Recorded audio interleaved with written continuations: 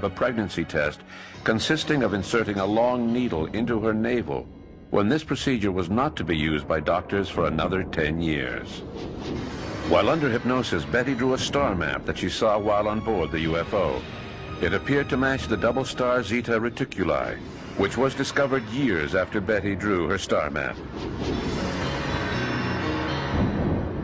What is most interesting is that the story came out under hypnosis, after both had suffered from amnesia and both basically told the same story.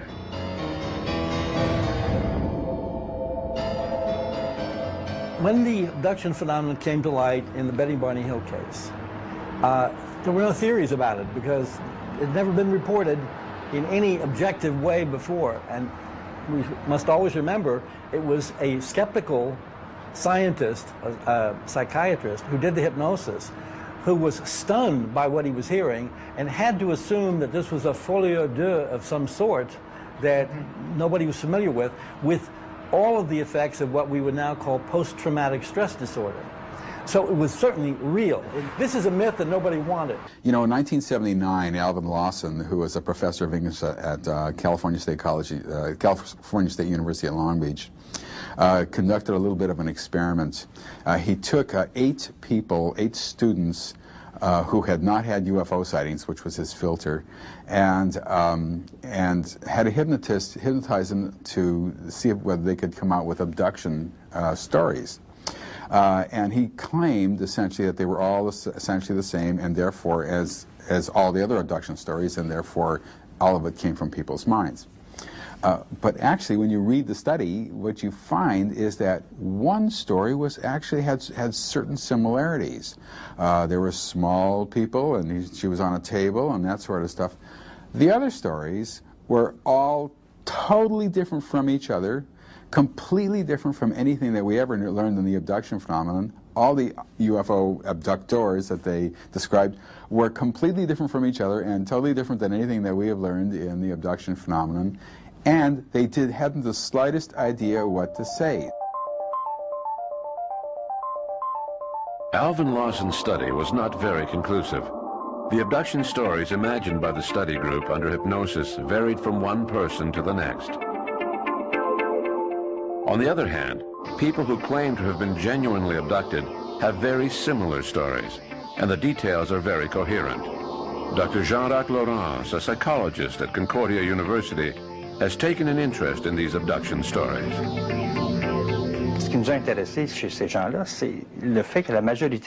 What we found interesting was that most of these stories came out after a hypnosis treatment. Since our lab specializes in hypnosis and memory work, we knew right away that hypnosis was a dangerous instrument in terms of the reliability of a person's memory.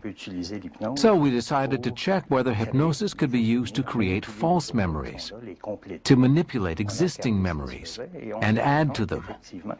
We studied several subjects, and we found that using an experience such as a nightmare or sleep paralysis, people could take an unusual incident and turn it into an alien abduction.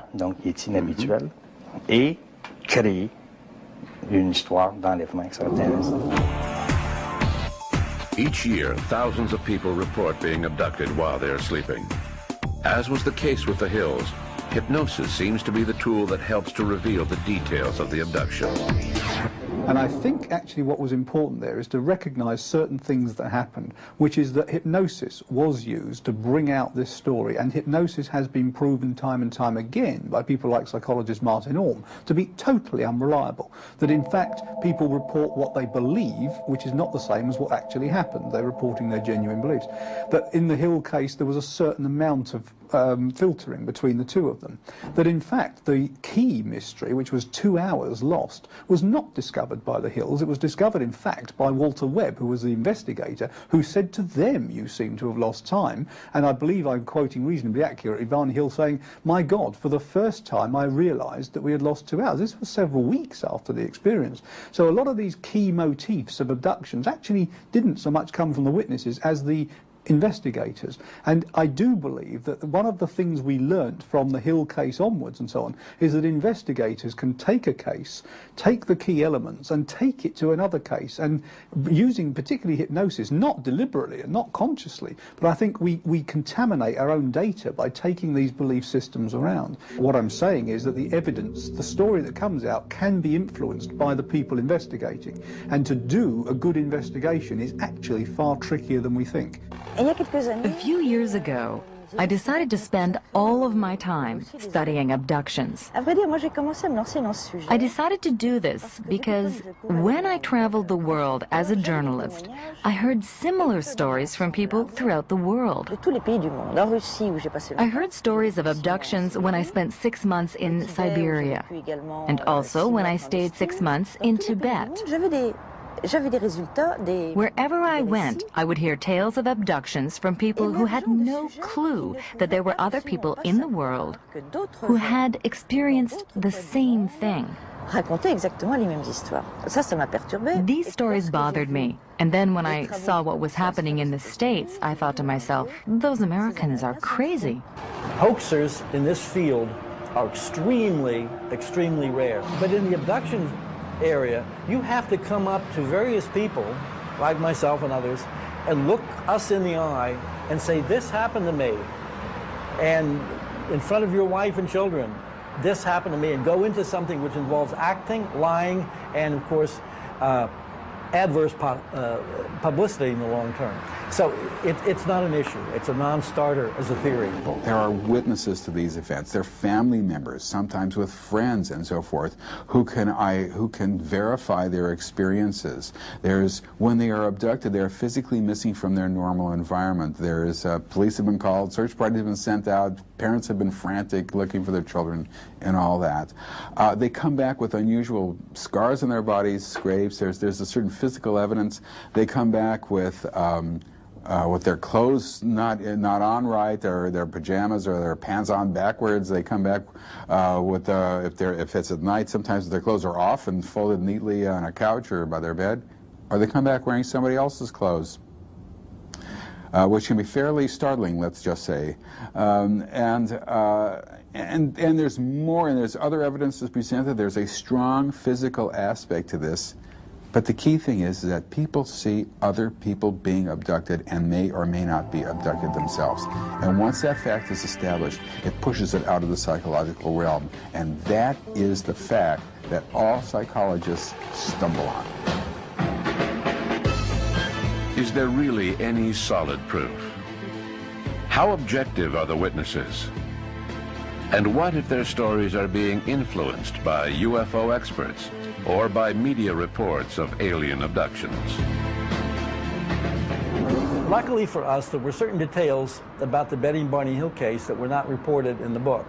So no skeptic can claim a copycat thing, one of which was that a sperm sample was taken from Barney Hill, which is painful. That was left out of the book, thank goodness, because of questions of taste in 1966. So all of the subsequent abduction accounts where men were reporting this had no source in the Betty and Barney Hill case or the publicity. People are presented with odd-looking little babies while on board objects that look sort of half human, half alien, as they say it, and they say they look like hybrids. And when we began to hear this material, it was completely confusing to us and impossible to comprehend. And we were very suspicious of these kinds of stories. And yet at the same time, everybody was saying it over and over again. And eventually we began to think maybe there is something happening here. Maybe, this is really true. Over the years, we have filled in considerably, and we realized that a whole series of things happen to people on board these objects that are reproductive in nature, that are physical in nature, and that are mental in nature. That is to say, there are images placed in people's minds for reasons that we don't fully understand, and there are physical examinations given. But all of them seem to center in some way or another ultimately on reproduction. Genetic experiments undergone by certain abductees, too long and horrible to describe here, have always had a strong sexual undertone. They are no longer just examining bodies like they used to, taking gum samples, fingernail clippings, locks of hair. Now they are taking sperm samples from men and eggs from women. There are stories of hybrid pregnancies. And the more stories I heard, the more I wanted to investigate this matter further.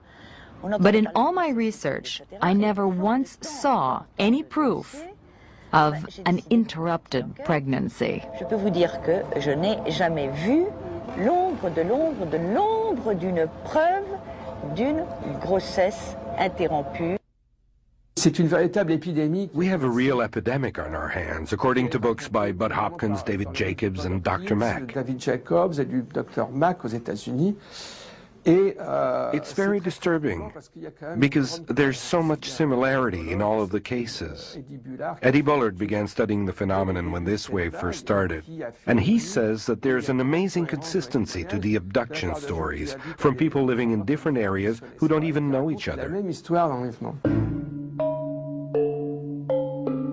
In a world where communication is global and instantaneous, it is not surprising that cases like the Hills are cropping up all over the planet. One case in Quebec bears a striking resemblance to the Hill story. The abduction took place while the victim was awake, as he was driving down a deserted stretch of highway. This case was fantastic for Quebec ufology, and yet traumatizing to the man who experienced it, because he had to face isolation and social ridicule. Faire face à de l'isolement, pardon. Le ridicule social, évidemment, he withdrew like a turtle inside his shell, not knowing who he could turn to for help in sorting out what he was feeling. Être capable de verbaliser, de sortir l'émotion, tout ça. Il faut se reporter donc. The incident happened on November 24th, 1979. He was on his way home from Le Chute after the birth of his daughter. He had been to work and passed out cigars to everyone to celebrate the occasion. He was on Highway 158, which connects Le Chute to his hometown of Saint-Jérôme. And just as he was pulling into his town, he felt as though he was being followed, as if something was flying overhead that wanted to hurt him. He calmed down when he saw the highway lights, thinking to himself, good, I'm home now, I have nothing to worry about. He saw a sort of cloud build up quickly on the highway in front of him. Then he saw a large UFO to the right of the highway. He couldn't take his eyes off the cloud. He entered it, and then he heard a sound like two rocks banging together. He came out of the cloud and drove into a signpost. The car was slightly damaged, but the engine was fine, so he continued driving. When he finally got home, he realized that he was missing 110 minutes. It's not just the whole idea of abductions that is hard to believe. The high number of abductions reported each year raises serious doubts. As far as ufologists are concerned, abductees are experiencing a genuine phenomenon. But to skeptics, these stories are nothing more than fantasies. Skeptics always say, but there's no proof that it happened. There are indications if we look closely enough. Marks on the ground, strange cuts on victims' bodies, and perhaps even implants, small objects hidden somewhere in abductees' bodies. One of the things that people want, of course, is they want physical proof. However, having said that, we have had artifacts. People have had implants in their heads that they've recovered in some way or in other parts of their body. In 1995, several alleged abductees claimed to have an implant and went to see Dr. Roger Lear in California, who performed minor surgery to remove the implants.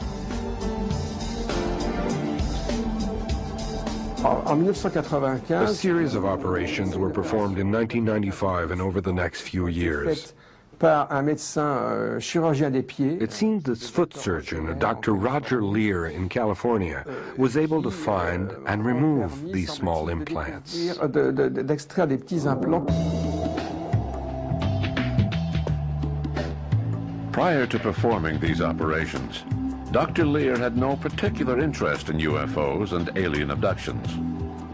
However, his attitude changed significantly, especially after he had read the analysis reports on the objects that were found. Several